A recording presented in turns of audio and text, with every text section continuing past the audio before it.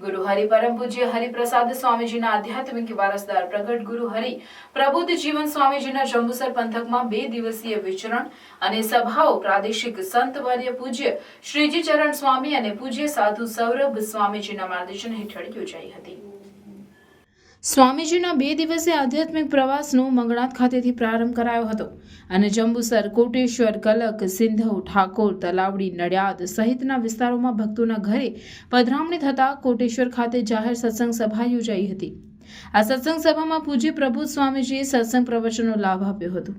બીજા દિવસે પિલુદ્રા ખાતે ભવ્ય શોભાયાત્રા ગામ પાદરથી ડીજેના તાલે ભક્તિ સંગીતના સથવારે નીકળી ગામોમાં ફરી ભીમસંગભાઈ ભાઈલાલભાઈ પઢિયારને ત્યાં સમાપન કરાવ્યું હતું। સ્વામીજીનું પિલુદ્રાની ધરા પર ભવ્ય સ્વાગત ગામના સત્સંગી અગ્રણીઓ દ્વારા કરાયું।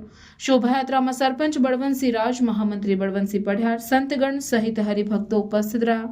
ત્યારબાદ જવ ચંદ્રિકા ભવાની માતા મંદિર પટાંગણમાં જાહેર સત્સંગ સભા યોજાઈ, જેમાં સર્વ મંગલ સ્વામી તથા ગુરુ હરિપ્રભુ જીવન સ્વામીજીએ આશીષ પાઠવતા પોતાની આગવી શૈલીમાં જણાવ્યું કે જેના મિત્રો સારા એના ભગવાન મિત્રો થાય છે।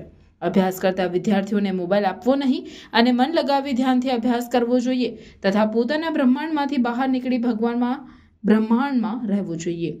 ભગવાનનું ભજન કરતા મૂર્તિ ન દેખાય તો 100 વર્ષ સુધી ભજન છોડવું નહીં અને ભગવાનના થવા માટે અઠવાડિક સભામાં જવું તો તન મન ધનથી સુખી થવાય છે।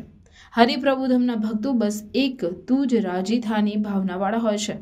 અવિશ્વાસ રાખી દુઃખી થવું તેના કરતાં વિશ્વાસ રાખી લૂંટાઈ જવું સારું છે।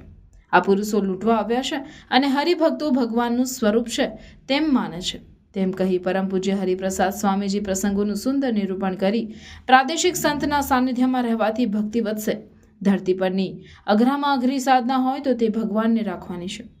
પ્રબુદ્ધ સ્વામીને કોઈ વ્યક્તિ પદાર્થનો આનંદ નથી, તેમને નિરંતર ભગવાનનો આનંદ છે। બધાને ભગવાન થવું છે, પણ પૂજ્ય હરિપ્રસાદ સ્વામીજીએ સરસ એક સહજાનંદમાં 3 લક્ષણ જણાવ્યા છે।